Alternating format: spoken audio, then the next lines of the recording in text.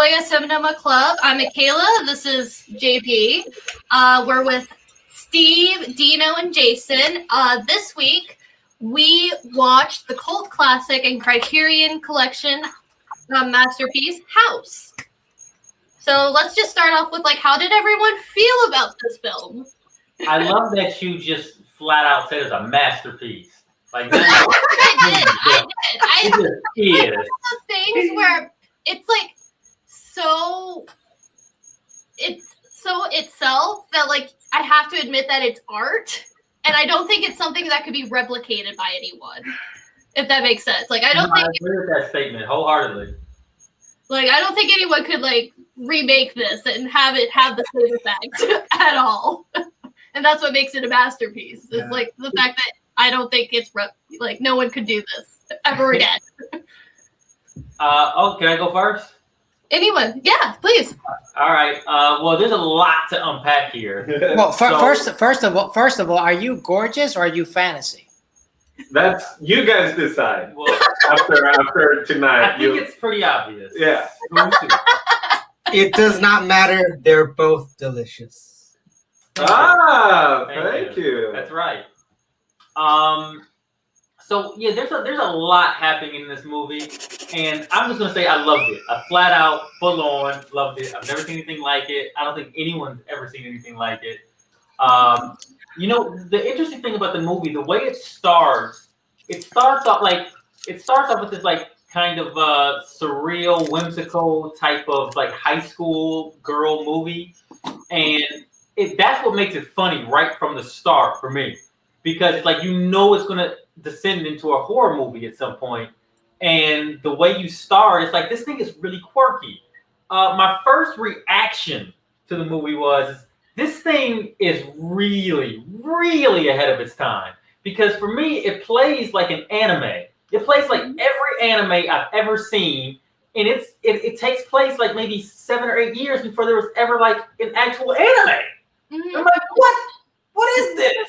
Yeah, all the different girl characters. That was the first thing I noticed. I was oh my god, this is Spice Girls or Sailor Moon or something like that. It's in there. Yeah. So there's that. And with all the music that kind of they recycle the same music throughout, depending on what characters on the screen and what's happening. It kind of feels like a video game in that regard. All the colors and the mixtures of cartoons and the editing, and the transitions are out of this world. They are incredible. If you could salvage anything from this movie, not that you would need to salvage anything, but the one thing that could be put into other movies and would still be difficult, in my opinion, to replicate today are the transitions. Oh, yeah. I mean, they're so good. So yeah, those are my first reactions about the movie. I know, a lot of the people in the movie were not professional actors, but all the acting seemed good to me because it was all uniform. You know what I mean? And it was all tongue in cheek and a little bit of breaking the fourth wall type situation. And I just can't believe this is a 1977 movie. Yeah. It seems like a parody of something, and the costumes are beautiful. And I know the girls in the movie end up doing a little research. They're all models. So they all look fantastic, and they all look cute in their little 1970s clothes, but they don't really feel like 1970s clothes. They feel like they feel like they could be worn a day. You know what I mean? There's a lot to talk about this movie. I'm just going to say flat out, I loved it, and I agree it is a masterpiece. All right. Oh my god. Anyone else want to add to that, JP? Sure, why not? I love that JP said, "Oh my god," right after I said it's a masterpiece. The thing is, I think it was a masterpiece. No, I didn't. But my initial thought, especially during the first 2 acts, was wow, Windows Movie Maker existed back in the 70s. But the crazy thing is, because the last film we saw, I hated it. I was bored. There was no one for me to root for. And the other film that even was kind of remotely close to that, sort of I really did not like this movie, was the vampire one and the Frida one, where I had no one to root for, so I didn't like those films either. In this one, I, again, don't have anyone to root for, but I can at least say I was not bored during this film. The other movies I could care less about. I probably would never see them again. I would not want to see them again. This one, I might give it a second date, but I think I'll save it for final thoughts. But yeah, this movie was a fucking trip. That's what it was. And I don't really know how to explain it, but it just is. And there was points in the film where when I was just like openly like riffing on it, that actually happened. And I was like, oh shit, they did what I fucking said because it's so outrageous. And like I did not expect that. That's something that you fucking just Mad Libs or some like 3-year-old who woke up from a fever dream would come up with. And it's like, oh my god, it fucking just happened. So I don't know if I liked this film. I know I didn't love it, but it was a trip, and I hate to admit it, but I did enjoy the trip while experiencing it. But I don't know if I want to get on it again. You know, I didn't think JP would be the hater of this group. I always assumed it would be Steve. But yeah. But JP is quick to hate things lately. I don't know what's up with that. I'm tired. All right, so I'll go since we're ping-ponging here between the couples. I loved it. I thought it was great. I could not understand how this movie was made, and my whole time I'm just like, I wish I were there to hear the pitch meeting. I wish I were there like a fly in the wall of just like the director explaining, okay, this is the shot we want to get, or, you know, like, what, how do you react? Like, we've, you know, now anything is possible, but like in 70s, like, how do you say, I want this decapitated head to jump up and then bite the girl's ass and then bounce over? Like, how, who do you tell that that's going to be like, yeah, that's cool, we'll do that? Like, no, the movie was great. It was so creepy. Every time I kept going somewhere else, and it felt very 70s. At first, I was like, "Is this gonna be softcore porn?" Because it had that feeling at the beginning, like 70s porno music with a soft lighting and the glow, and I'm just like, "What are we gonna see next?" And you know, I was never let down, I guess. I was always happy. Everything, like every wow, every jump, everything came with a smile from me. I was very delighted the whole way through. Yeah. All right, Steve, what did you think? What did I think? So first of all, I get called the hater of the group, and apparently JP is replacing me now. Yeah, don't tell me. Guess what I'm gonna say. I want, first of all, I want to throw it out. Guess what I'm gonna say. Dino, what do you think I'm gonna say? I think you're gonna like it. I think you're gonna say that you, for a moment in the film, you thought, did I eat some mushrooms today? I feel like I'm tripping balls. And then you're like, no, I haven't done any drugs, legal or illegal today, but the film makes me feel like I'm on drugs, and that's a good thing in my book. And no fake Latinos were in the film, so you love it. Okay. Now, JP, what do you think I'm gonna say? Well, I thought you were gonna hate it, but I think Dino might be right. All right, so here's where I stand with this movie. Since we're in initial thoughts, because I have many thoughts throughout the movie. In initial thoughts, I was like, oh my God, this movie is actually better than I thought. Because at first, I was really expecting weird stuff to, I don't know, like, 1977, Japanese horror, I don't know what's going on. But the movie, the way the movie starts all the way to the beginning, it did the opposite as all these other movies that we've been watching has done to me, which is at the beginning, I don't like it. And then throughout the movie, I kind of start getting into it. This one was backwards. Like when I was watching, I was like, oh my God, this is cool. This reminds me of like a little bit of like the anime. It has like a little bit of Muriel's wedding vibe to it. And this like a bunch of different elements. And I like the mystical aspects of it. But throughout the movie, once I was like starting realizing what the fuck was going on, I was just like, what is this? Like, what is going on? Like, what? She eats young ladies that are virgin. Like, what? There's a head trying to eat her. What? Like, I was just very confused. A lot had to do because I was at the same time. I like JP. This is a movie I think I definitely need to watch a second time because at least my first time watching it, I was like I was doing a lot of other stuff as well. Like I was working and doing some other things because I didn't give myself proper time to like really sit down and immerse myself into the film. But from what I watched, it was crazy. It was kooky. It was great. It was weird. The same thing. I think I'm like, wow, this was made in 1977, and in a way, it made me feel like this is what film should be. Like there were many scenes and many moments that I'm like, they just have fun. Like the people filming this, they were just having fun filming this stuff because there were so many scenes that if you break it down, just like like her getting strangled, like all these different things that happen, they were so they're so creative, and I not seen things like in American cinema, we're so used to like a format and a standard way of delivering a story, and this one was like kooky, wacky.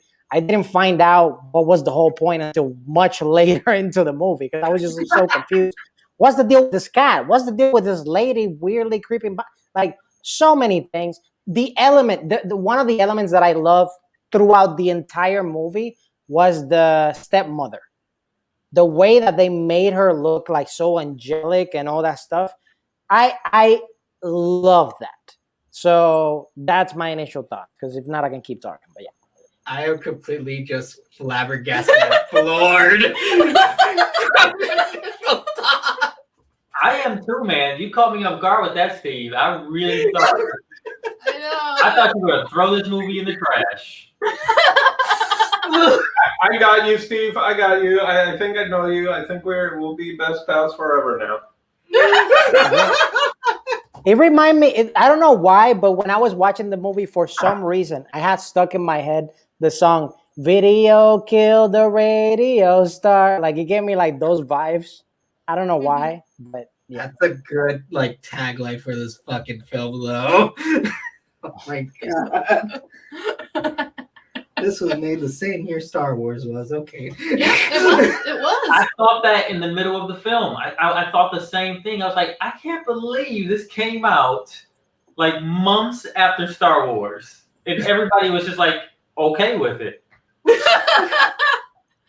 Yeah, no, like that's like the crazy thing is like it really like they were really ambitious with this. Like I feel like this guy had such a specific vision with what he wanted to achieve because like the way that he like captures the images are just so specific. You know, like it's like one of those things where like I feel like this is a movie I could probably like obsessively watch like a million times and like come up with like enlightenment after 20 years of studying this film because like it's just there's so many weird layers that he managed to get in that like JP is so terrified after hearing you say that. I know. can watch this every day for the rest of my life. Dude, the weird thing is like while watching it, like that's one of the things that floored me and why I said that like I would maybe give it another chance because like while watching it, it was like the weird thing about the other films that we've seen, there'll be moments of shots and just like images where like in my mind, it's like, what the fuck was the point of that? This one, reverse effect. I had a lot of what the fuck, but I knew that each seemingly pointless thing in the film, especially with the weird edits and like zooming in of like weird stuff, had a point. Especially in the father's apartment, is with that stupid glass panel, and suddenly the film had shots in each panel. Like, It's not stupid. This panel. That's not stupid. That glass is genius. It wasn't stupid because it did have a point, but I hated it. It made me feel sick. I was like, God damn! I was like, I know this is kind of smart, but I fucking hate it.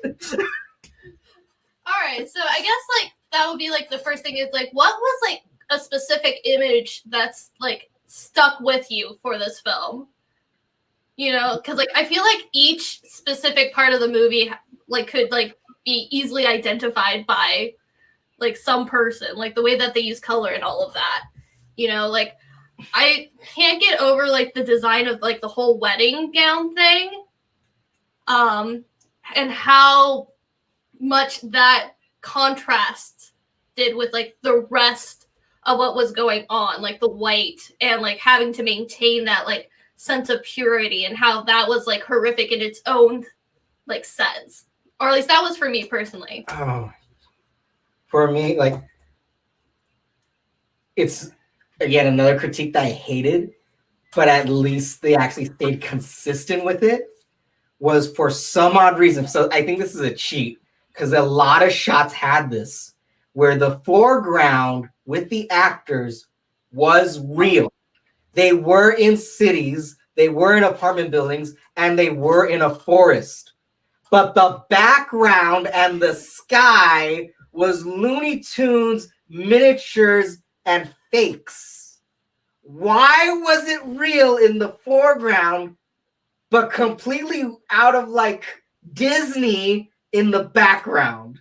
Like old animation Disney style background.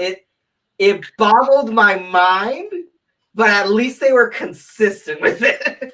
I mean, I think it had something to do with like trying to maintain the sense of surrealism, like what you think is going on is not what's going on. Okay. Like I think that was like something super intentional. But like that's just extra work. Jason, do you know?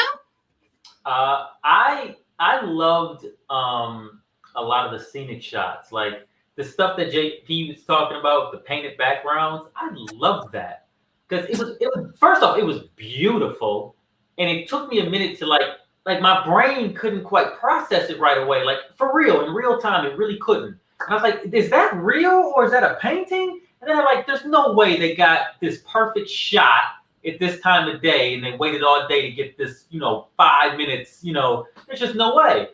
And so then I was like, okay, so obviously these are fakes. These are painted backgrounds. But then there's the one scene where they get ready to set off on their adventure, and there's the painted background, but then they're also standing in front of an actual like painted backdrop.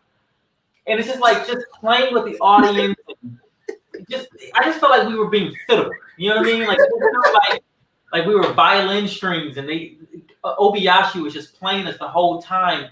And again, like back to the transitions, you think you're in one space, and then there's a turn and a weird sound effect that seemingly doesn't belong, and you're in a whole new time frame and a whole new location. It's just all those images like really just kind of stick out of my mind. But if there was one image, that will give me nightmares and last forever, it will be like the image that sticks with me in this film. It will be when that head jumped out the well and started floating around in the air and bit her on the butt. Like all of that was like, wait, I was like, what are we watching? Yeah, I want to jump on that because that's actually the one I was gonna say. That to me, like even the green screen, I understand why it bothered JP, because it was like, even at the end, like when the stepmom comes, whatever, and she's just like, oh, so happy, whatever. You see all the freaking, like the green screen clearly, just like right there. But the head thing, that was the point that I was just like, what the fuck? Like, I was just like, what is this? And she's biting her butt. and going like, "Oh, tasty." I was just like, and then their friends come and say, "Oh, it's just a melon or whatever." That was the point to me that I was just like, this is wacky. You said this is whack. No, wacky, Oh, not wacky. wacky. Like it's You cuckoo, just it's feel like crazy. you're I was just like, not- what was the not point the- of that scene? Not the professor living in a literal Mr. Rogers neighborhood, but the the decapitated girl biting an ass. That was the wacky. No, and well, now that we're talking about real, well, not images necessarily. I guess mine will be more like standout moments.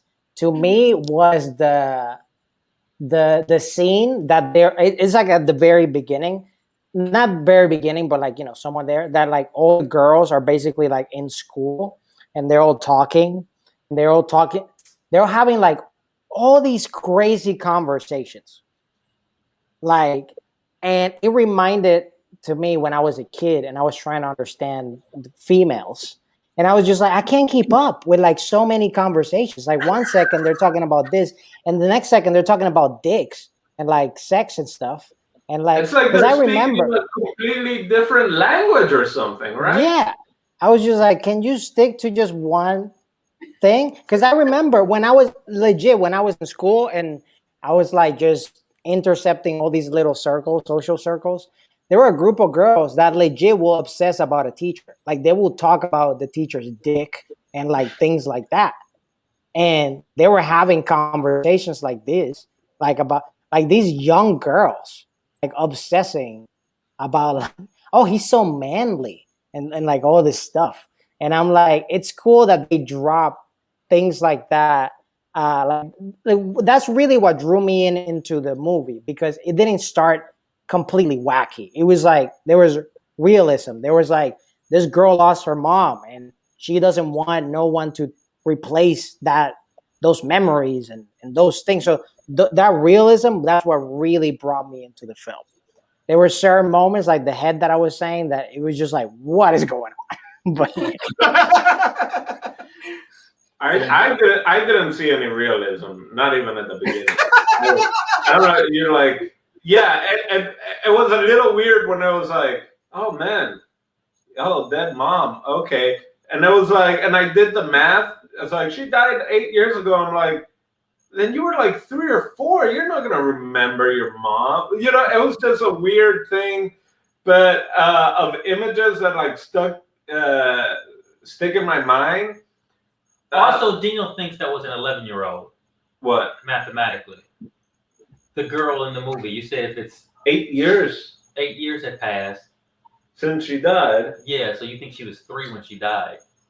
Somewhere around 3 to 5. That's 11 years old. That's clearly like a 16 or 17-year-old girl in this movie. I thought they were 14, 15. Yeah. 14, bro, 15. she can't be 11. I thought she was like at least 17. No. I thought she was like 14 or 16. Like, it's, yeah.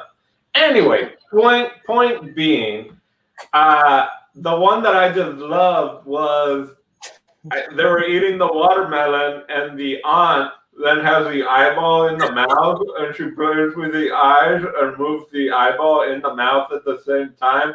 And I lost it. And it just like still sticks in my mind. Like such a silly moment. So that's one like visual thing that early on like just hit me. But yeah, the idea of having all like I was like, am I watching an anime? Like we're bringing that up because it's like like what better way of like them just dropping exposition at the very beginning of the movie, and then it's like, oh, let's say who everyone is, and everyone has a nickname of literally what they do, what their character is, right? Like Melody, Fantasy, Mac, you know, like everything.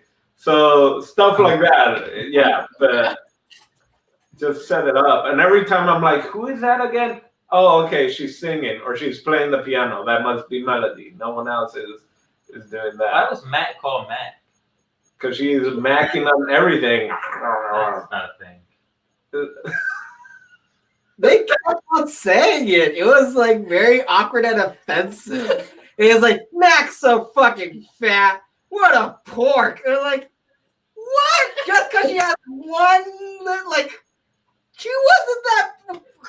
Mac wasn't fat at all. That's Yeah. the weird part. But I mean, that's who her character was. We had to accept it. But that's That's a whole other discussion for all of y'all. The fact that y'all don't get that, but that's a whole other discussion. Oh my Oh, that can be explained. I mean, that's how like most girls in Hollywood are treated, anyways. Like, I yeah. I'm considered a bigger girl, and I'm not that big. You know, like I'm like technically a size like 8 or 10, and so that's considered like on like the extreme side. So yeah, like the fact that Mac is like considered that because she has a little meat on her bones, like that pans. It's 1977 Japan also. Like, Yeah. I think it's just more along the line of anime and all that there's the one character that just is gluttonous, right? I feel like that, like all the characters had almost like a vice or a, Yeah. yeah. Oh, So it just because you have this stuff just reminded me I mean, maybe it was just me, but that specific conversation that you guys are having, it reminded me when I was watching it of like, it gave me like Willy Wonka vibes. Oh my That- fucking God, you're right.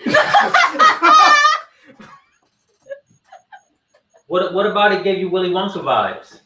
Just the that aspect, like how the movie was getting situated, it just gave me like that type of vibe. Not the Johnny Depp version, but like the original one with Gene Kelly.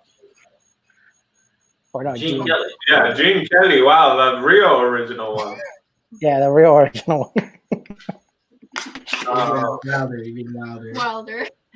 Wow. Also, what again with the exposition, yeah, of when they're on the train ride, and then like them wanting to know about her aunt, and it's like a movie within the movie, like a silent movie with her narrating, with them also commenting about, like it was like so many different layers, like That was very modern. Like yeah, that black and white footage looked like someone from 2020 was Yeah. trying to make a flashback of black and white footage. Yeah, I was like, this is beautiful.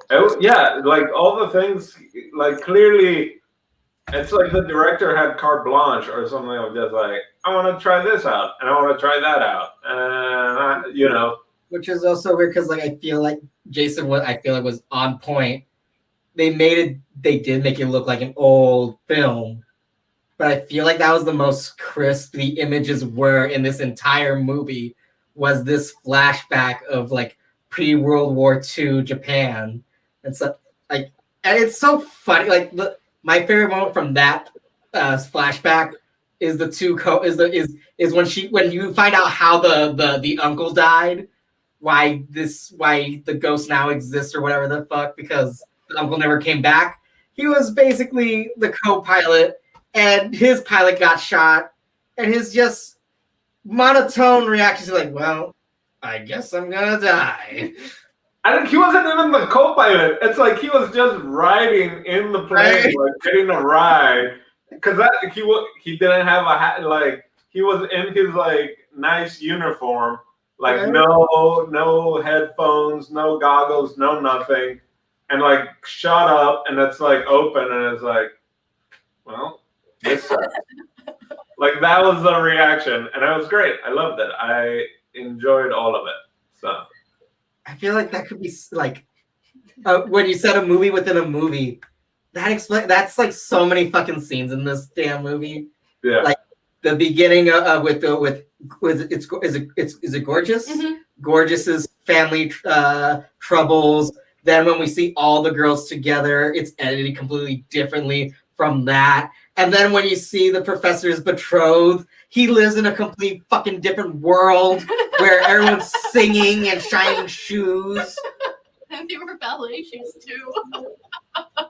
Got total whiplash. I thought by the end of the film, like things would have gotten like completely real. Whereas like, oh, now it's a horror movie. Like you thought the movie was this. No, it's something else. Like, no, it's something else, but it's definitely not like that. Well, I was waiting probably half the movie. Not half the movie. Once they got on the train, I guess I was like, I guess we'll never hear from. But the teacher that they bumped in the hallway, it was like, oh, congratulations, you're getting married. It's like, it's an arranged marriage. I was like, I thought we were gonna see more of that teacher, and then never again. Nope. Never again. She's one of the gang. Well, in other news of things that didn't really register for me, why did she invite all her friends over to the house to get killed in the first place? Like, what did they do? Like, the revenge was supposed to be on her stepmom and her dad, and all her friends got dragged into this death trap. Why? Well, like she didn't think that, like, or just didn't think that she was gonna get killed. She was literally just visiting her aunt as a way to not spend the summer with her new stepmom. Yeah. And then when her friends like they were all gonna go to a camp together, when that got canceled, she was just like, you know what, this is perfect. Why don't we all just go? And of course the aunt's like super like enthusiastic about it because the aunt's the one who's actually the mastermind behind all of this. Yeah. Is the aunt the mastermind? Because it seemed like Gorgeous, like, no, like it's time to show you guys what the business is. No. She got taken over. Gorgeous got taken over. Yeah.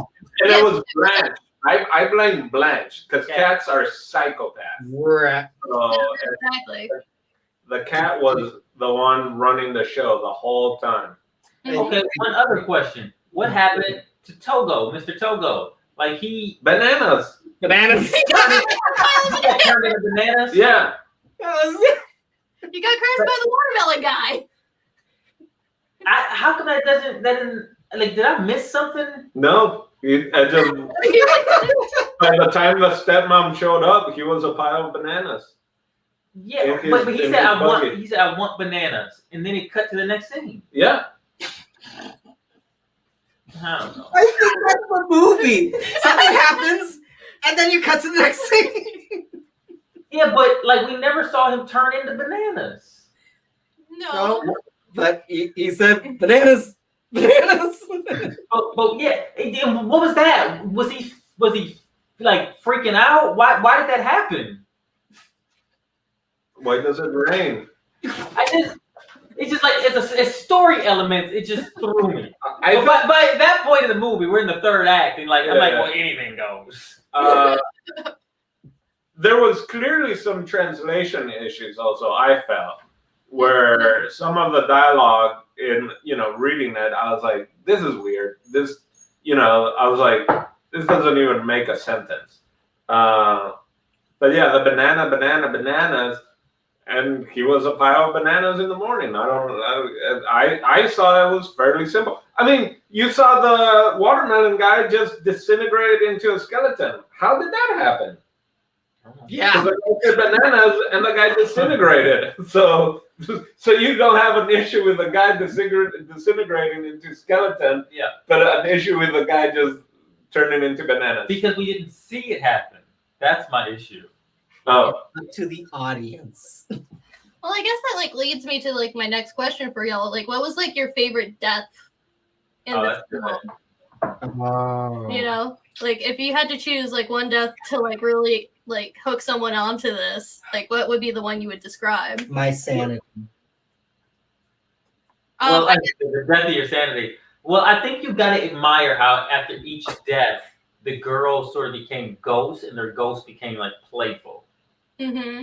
Like that was a weird element for sure. I feel like there are two, because early on you don't see much, but because we're talking visually, I think the two that are visually the most like ridiculous, crazy is the piano, is Melody and Kung Fu.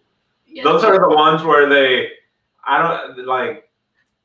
don't know what they were smoking, but just the fact like the piano eating someone, okay, and they just going full into it, and then still playing the piano, and then the fingers are, and then Kung Fu gets like cut in half from the light fixture, but is able to kick the picture of the cat. Like those two are the most crazy. Anything with Kung Fu, I love. It was like it's like what me as a little kid when we'd be like kung fu, whoo, whoo. Like that's how it felt because when and she had her own little jingle whenever, and I would do the like almost slow mo, and her jumping in the air and kicking and all that.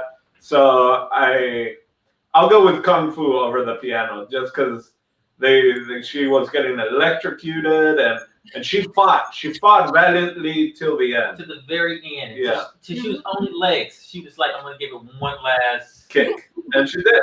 Oh, I think mine had to be. I don't know. I don't even think this counts as a death. It's more like a transition because it was the only one where like I was literally on the edge of like what is actually going to fuck on, and it was Gorgeous's transition to becoming a evil Gorgeous because that one had so many fucking steps to it, like her looking into the mirror and then like seeing her stepmom, then her real mom, then her aunt, and then suddenly the mirror starts to like crack, and I in my mind I was like, oh no, she's gonna be fucking destroyed by the mirror. She's gonna be like shredded by this mirror because the cracks are bleeding, but instead she starts to crack, but then she turns into flames.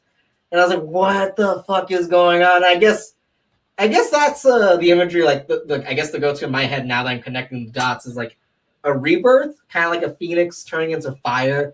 Now Gorgeous is no longer Gorgeous. She is now become of whatever the fuck Blanche is. Shiro. Yeah, because even the aunt, I feel like, okay, the aunt is obviously whatever the cat is. Like these past generations, kind of like in Skeleton Key, the cat just puts her solar juju into the next generation of the family, and then so on and so forth. And now the cat is now Gorgeous, But that scene, because of just the steps and me literally not knowing what the fuck was gonna happen next, that one was my favorite one. Okay. I really like the whole scene for Prof's death. Because it was so like beautiful in a tragic way. Like the way that they shot that whole scene underwater was just very graceful to me, and like it seemed like different compared to like as she got disintegrated into what the house was. Like I think that was like the one that like I was riveted by. Do you see yourself as Prof? No, I don't. Because I was thinking, because you said someone recommended this movie to you, and then there was a French movie we saw, and there was also the character with glasses there, and then Prof got glasses, and I was like, are these movies recommended to her because it's girls with glasses? That's what she looks like. Because I was like, does that look like Michaela? No, but anyways, Des? Yeah. My bad. I'm with Dino. Kung Fu, because I was looking for something to lash on, like a silver lining throughout the movie, and I was like, that's the moral of the story, right there. It's just you can solve anything in life with Kung Fu. Like this is the perfect thing to put on a commercial, and then all of a sudden, get the Kung Fu classes right now, boo. So I just think that was the sole purpose of the entire movie, was just to promote Kung Fu throughout the world, They did an excellent job. Okay. Like, is there anything else you guys would like to like talk about in this film? Because like I think those were like the main things I wanted to focus on, was just like the deaths and the character and like the imagery of it all, because like I feel like it had so much. So I was going to say that my favorite death scene was Melody's in the piano. Yeah. It's wild, and it's like, this is absurd. And it's not so absurd like you may have never seen it in another horror movie, or you won't ever see it in a horror movie. Because it's kind of like that comedy sort of cheesy, cultish death. Like that's the kind of death that you would have in a Freddy Krueger Nightmare on Elm Street. You know what I mean? Like just you fall into the piano and the piano just gobbles you up, But the way that they did it with cartoons and all that kind of stuff, and the usage of animation throughout the film, it was so bizarre and wonderful and creative. And it's just like, the death itself isn't that creative, but just the way that they did it, you know, for 1977, it's like, let's just go for it. Let's just be weirdos. But that might have been the first time you see a death like that. Right. Now we're like, yeah, a piano would definitely eat someone, right? Like that's clearly a baby grand piano would just close on someone and then you see blood, you know, like, you know, in Rick and Morty, they're like about to get killed by the piano guy, right? Yeah. Like it's a thing that this could have started at. To that though, I was gonna say just why it tickled my funny bones, the whole thing. It's horror, but it's just so lighthearted and heartwarming, which is weird for a horror film. But it felt like I was thinking about it, and you know, the fact that it's 1977 and you can see the green screen or whatever, I was like, man, this makes me think of like when you first get like your first computer and it has like iMovie, or it has your first like editing software, or you get your first camcorder to play with, and you're just like, oh, I can change the colors to this. I can like, I just had that feeling. And again, it's 1977, and but just the idea of like, let's just play. Let's have fun. Let's play director. Exactly.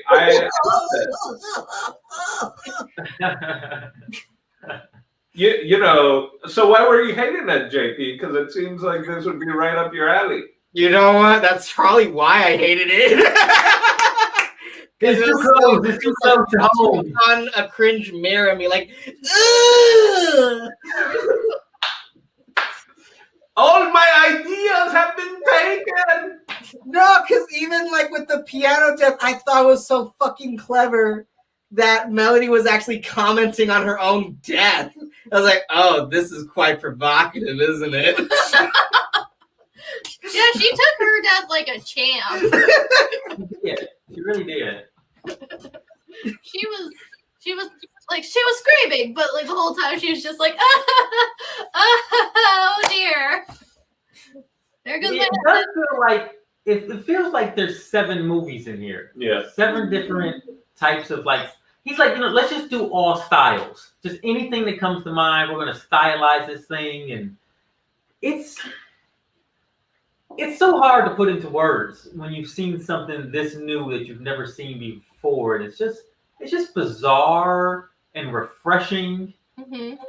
And you know, I think Steve really said it the best. Like, I kind of wish all movies were this. You know what I mean?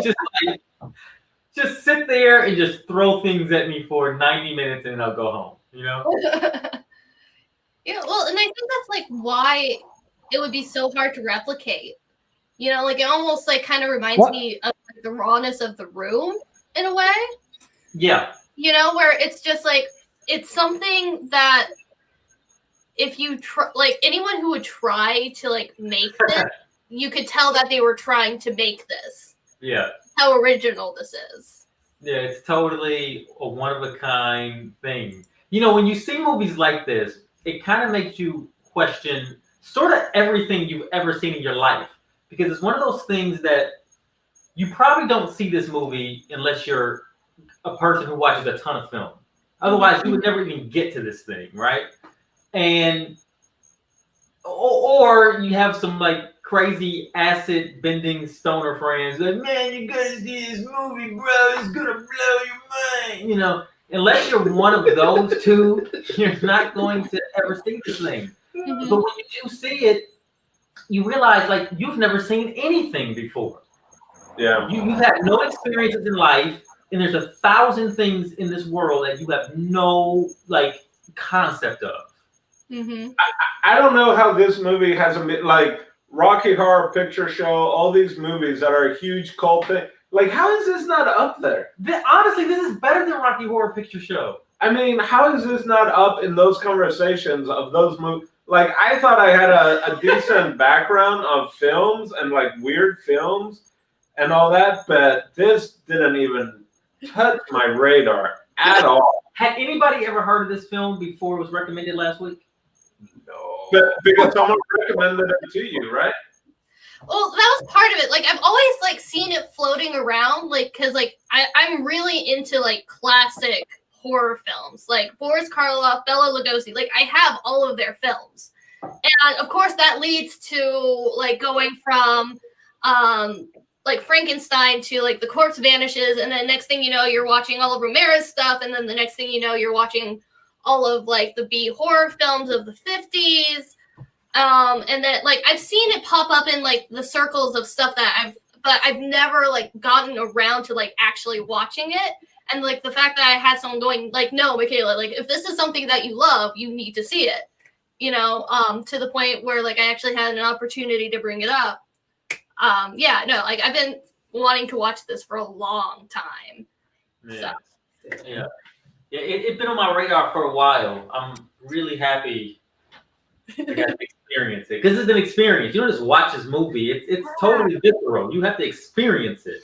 Mm-hmm. This is kind of the perfect movie. It's like a Rocky Horror thing. Like you kind of have to go see this at like a midnight screening, with a bunch of people who are like smoking dope and eating candy and drinking coffee. You know what I mean? Like just smoking them jazz cigarettes. Yeah, smoking jazz cigarettes. Like it's just. You have to experience this with like a group of people in a theater at night and let weird things happen. I mean, we paused it a few times because I was laughing and oh my god! Oh, they mentioned Ennio Morricone and Sergio Leone. The good, the bad, and the ugly. Like I was like, how have I not seen this? Okay, here's a question: what happened to the dad? How come she never got revenge on the dad? He was #1 on the hit list, and he's the only one that got away. Because it wasn't Gorgeous's hit list; it was the ants. Yeah, and I'm actually really surprised that they had the stepmom get eaten because like I thought the whole thing was like they got energy from like unwed women, but I guess they weren't technically married by them. Yeah. Right, and. That means she was still a virgin, right? Because that was the whole thing. Virgin, unwed women is what it was. Yeah. But I thought the whole thing was a plot to get the dad and the mom. She X'd out the dad's face in the pictures. Like she was upset. She didn't know. Well, that's the other thing. The stepmom decided on her own to go. Mm-hmm. Like that was her plan of like, oh, I'm just gonna go and show up, and we're gonna like make amends. Yeah. That lady did not know what she was getting herself into. She's having a good time in Italy. She finds a lover. They're from the same country. She walks out like she's in a perfume commercial, like flowy little scarf. Everything. She's got a great attitude about her. Like everything's on the up and up. And then she meets this Satan stepdaughter. Yeah. The movie ends with a montage of the cast in a fucking soft pop English music video. Yep. Michaela, did you look into background of the director or anything like that? No, not for this one. I just wanted to see what this was. I just wanted to go in cold. Yeah, I'm glad we did because there was a lot of things that I didn't like. The cat. I made a joke that the cat was gonna be the murderer. I didn't think the cat was gonna be the murderer. Cat was the murderer. Cat was the murderer. Oh, the murderer. Let me ask you guys this: are you guys interested in watching any more Obayashi movies, or are you like, what, this is good enough? Like after this, like definitely. JP's walking away slowly. I don't know what you're talking about. I'm interested to see. Are the rest of his movies like this, or like what are they like? Yeah, right. No, like it's one of those things. Like it's really funny that you brought up the movie theater thing because, like, I think the first critique that my roommate found because he watched it with us. The first critique he found was saying this was a film that like you call your closest friends, choose whatever substance you like to abuse, and then you have a movie night. You don't have to abuse. You can moderate. Yes, substance to moderate and watch it. Yeah, I'm really glad I watched that with someone because I think like by myself I'd just be yelling just like, what am I watching? That was me. I was doing that, but it's nice to have someone to bounce it off. What? That was me.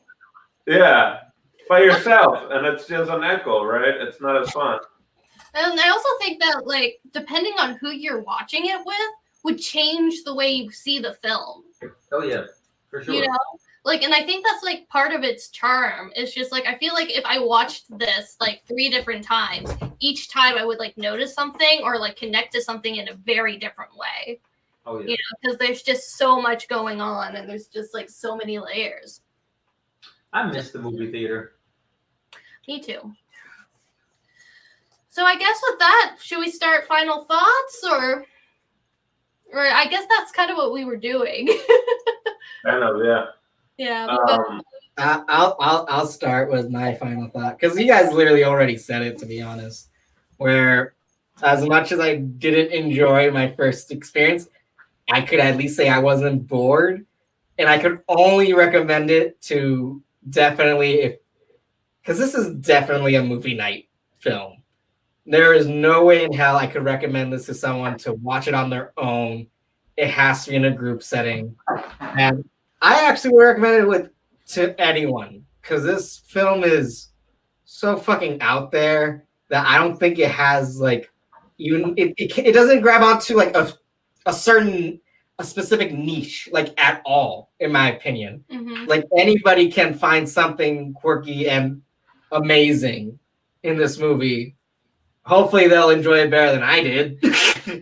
But yeah, it has to be in a group setting because with me, Michaela, and our roommate, I could not have seen myself finishing the movie on my own.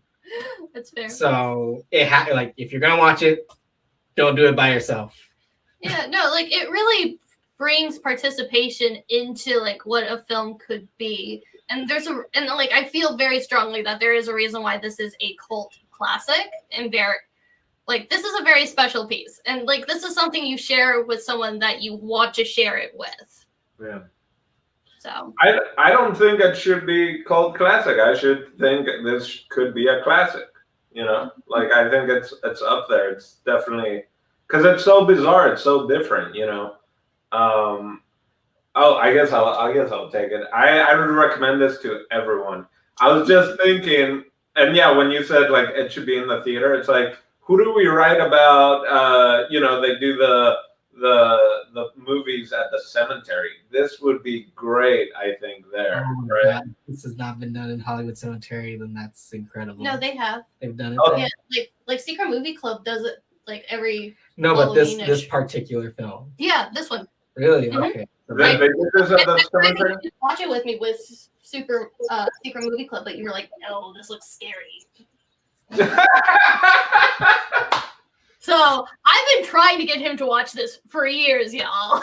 Well, if you see it again that it's going to be there, I would totally. I haven't gone to the cemetery to watch a movie, but I do want to go. I just always seem to miss the ones I want to watch. Yeah. But yeah, I would recommend this film to everyone. I mean, I'm still thinking. Yeah, it's still like it tickles me thinking about this movie. Like it's a horror movie, but it tickles me. Like. Mm-hmm. Just thinking about it, and it makes me happy. It's like a happy horror movie, which is not something I think I have ever said.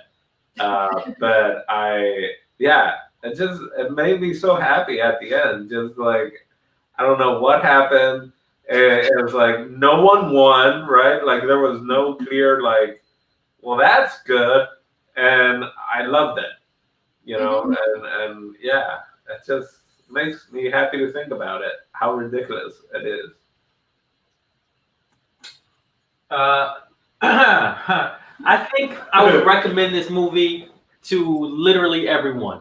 And if they don't like it, then that's their problem because they have experienced it. It's like medicine. Like you have to take it whether you like it or not because it's going to make you better. Yeah. Like this movie, it's like you're going to get your imagination's worth watching this film, because it kind of shows you what's possible, and you don't have to follow the typical Hollywood prototype for a story. You don't have to follow like the Joseph Campbell idea and the how movies are made and the hierarchies and the characters and the structures and the up down crescendo, all that stuff. You don't have to do that. You can literally do whatever you want as long as you do it with style. You know what I mean? Like this movie, it has so much style. I ended up looking up Obayashi after the film, and if you look at this dude, he is so fly and so dope.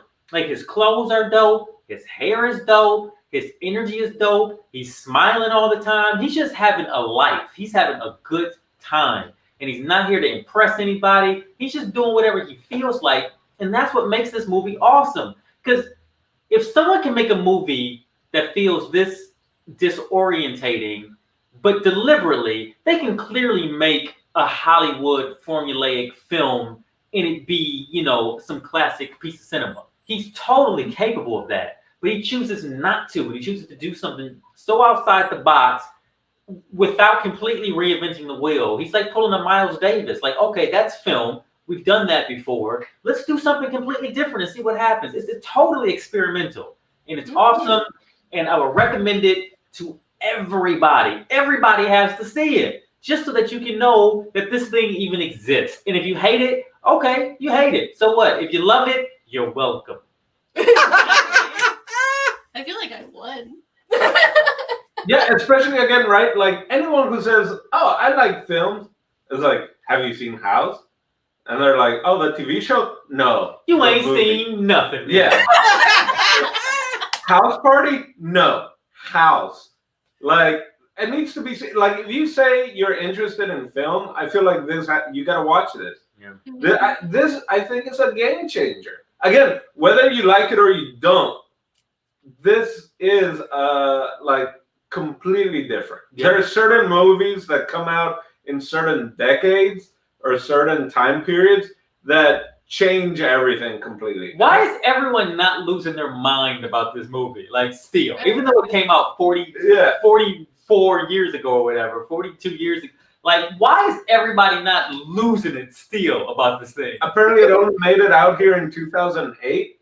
Apparently, we looked at something later today. I think Criterion picked it up in 2010.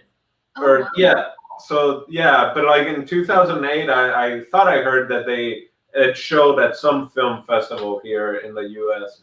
It was playing at a midnight show in New York in 2008. It had a run. Yeah, maybe, and that's like its first, I guess, coming over, I guess, officially or whatever. But it's like this like blows everything out of the water for just being original, unique, like so many tropes. Like again, it makes me think of Forrest Gump when he's going down the line of all the soldiers and they all have like nicknames and he says where they're from, and then it comes down to the guy and it's like everyone called him Tex. Don't know where he came from. Kind of, like they all had their names or like Melody, Gorgeous, Fantasy, Mac, and Prof or Professor. So. And Also, Mr. Tugo, Professor Tugo, he's a pervert, right? Yeah. Clearly. Yeah, okay. I was weird. Oblivious, but in like in like a weird, gross man way. Also, I don't know. Was I a little judgmental, thinking like, "Oh, I'm in love with Tugo or whatever"? And I'm like, "What are you seeing, Tugo?" No, I agree. Yeah, car. As soon as he pulled up in his weird golf car, in his lab coat. Golf car. I would say it was a buggy. It was a buggy. And I love okay, I would go because he had the buggy. There you go. They're like, Tugo, get it.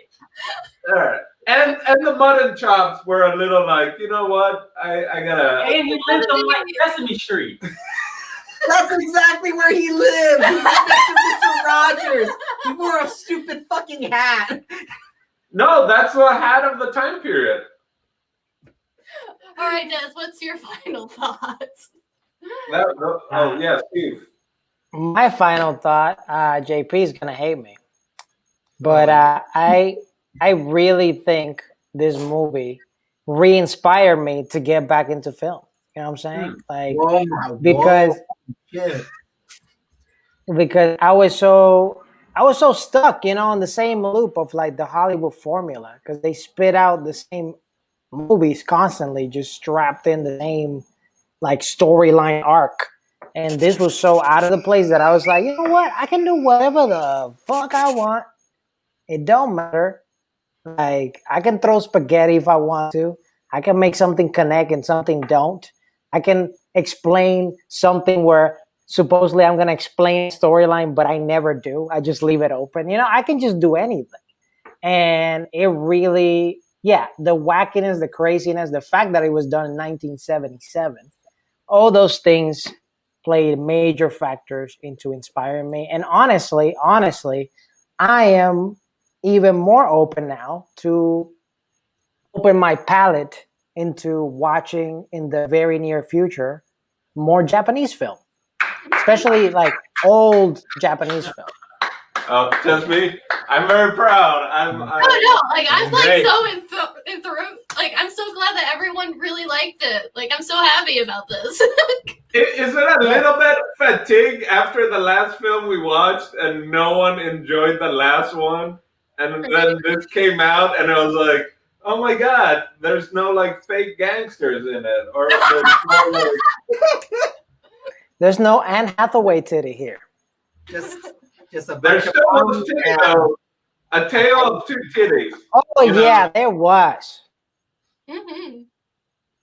I was not a big fan of that. A lot of flooding. But yeah. No need for it though, but it wasn't forced, right? I felt like That's like the weird thing about this film is like there's so many things that like I feel like if I would have tried to do it, it would have felt like I was like trying to do something. Whereas this one is just like, yeah, no, like floating titties. It wasn't. that's just how that goes. No, But it wasn't. also it's a horror flick, and that's kind of part of the formula, like in the 70s. Like, wait a second, did this come out the same year as Texas Chainsaw Massacre? Or did that was like 74? Like, I think maybe this is like the same time frame, right? Yeah, it was like during that time where like America was like really playing. Like I know this specifically for American cinema. Like this was when, or at least like on a makeup level, like Salvino and like a lot of those guys were like really ripping because like Evil Dead came out in the like late 70s, I think. You know, American Werewolf in London, The Howling. Evil Dead was 81. Yeah, but it's just like it was like those like weird, like the late 70s, early 80s when they were just like, no, like what if we do this? Yeah, let's just do it. Let's see what happens. Like, you know, like it almost got to the point where like we were trying to out gross each other. Yeah, man. Like Eraserhead, that was like 1980, right? I think so. I think that was a little later, but I feel like this is along the lines of Eraserhead, but even just yeah, I just this movie just makes me happy. oh, this came out the same year as Eraserhead, Oh damn! 77. Wow. Even though Eraserhead took a lot of years to film, but still, there's something weird happening. People discover like mad psychedelics in the late 70s. That's what happened. Yeah, but I doubt in Japan if they were doing that kind of. This dude was an international filmmaker. He Cool. was all over the planet. Obayashi. More than anything, I think it's just like technology kind of hit that pace, right? And whether or not you saw something like Star Wars or whatever, it's just someone that's really like, oh, hey, how did you do that? Oh, you can do that now? Oh, all right. I have this idea. Let's do it. What about my cat eyes? Kind of like that. That's where that came from, you know? Honestly, going back to the movie maker thing, I remember I took in my freshman year in high school, I took my first computer class, and we all had to do projects in Movie Maker. And everybody, bro, I'm talking 98% of the people will do the same slide, same music, slide, same music, picture, same music. And for me, because I just can't stand that, I would just like switch the music out. I would do different. I would literally just mess with all the effects I could possibly can. and I will always be voted the most creative. But it was just literally because I was just being a little different. Because everybody was being the same. And that's what this movie made me feel. That it was just like so freaking out there, so different and so weird. And someone just went like, let's play with everything. Let's play with the transitions. Let's play with the cameras. Let's play with the environment. Let's play with this green screen that we just put here. And that's what came about. And I liked it. Mm-hmm. So yeah, that was House, everybody. Woo! House. Watch it with your friends and enemies. They'll become your friends.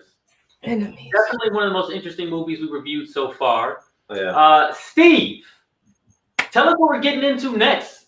What's next week?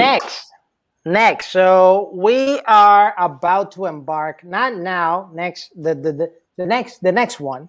We're gonna embark on a documentary journey. But in this one, so this is the last one before the documentary journey, we're gonna go.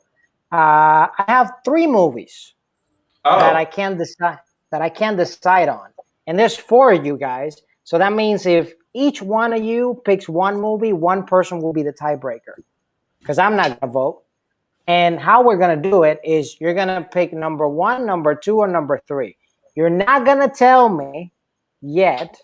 You're just gonna put that number behind your back, and when I say reveal, you reveal whether you have number 1, number 2, or number 3 in your hands, and that's how we'll decide. That way, no one's cheating. Everybody picks their pick, and whoever it is, that's the one. So, movie number 1 by one of my favorite actors, especially when he's doing things that are not related to comedy, Jim Carrey in The Truman Show. Okay. That will be pick number 1. Pick number 2 will be another one of my favorite actors, Robert Downey Jr. in the very underrated movie, Kiss Kiss Bang Bang. Or number 3, we go to one of my favorite directors in this incredible movie called Kill Bill, Volume 1. So make your picks. Number 1 again, The Truman Show. Number 2, Kiss Kiss Bang Bang. Number 3, Kill Bill. I'm gonna let fate decide for my pick. Okay. 3. So let me know when y'all are ready. At the same time? Okay. Once I say go, everybody shows me their hands or puts it in the camera, so we all know what's the number. So you guys ready? Yeah. Need a refresher, or you guys are good? No. Got it. Good. Okay, go. Oh,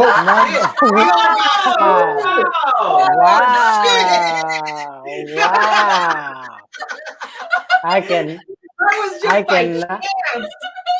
cannot make this up. That's amazing. We're all synced. So the That's winner what is you Kiss get Kiss Bang when Bang. You watch House. You all get on point. We're all possessed by the ghost of House now. that was great. So okay, can I don't know if you need to record it. Can we go around saying why we picked number 2, just to see what our background? Sure. Like, I love that. I don't think I've seen Kiss Kiss Bang Bang, and I love Kill Bill, and I love Truman, and I'll watch Kill Bill sometimes, maybe every other year. I feel like at least I'll watch the first one once. It's just it lifts me up, and Truman Show is great. But yeah, so that's why I picked Kiss Kiss Bang Bang. I don't think I've seen it, and if I have, I clearly don't remember it. So that was my reason for number 2. Anybody want to chime in why they picked Kiss Kiss Bang Bang? Pretty much the same reason.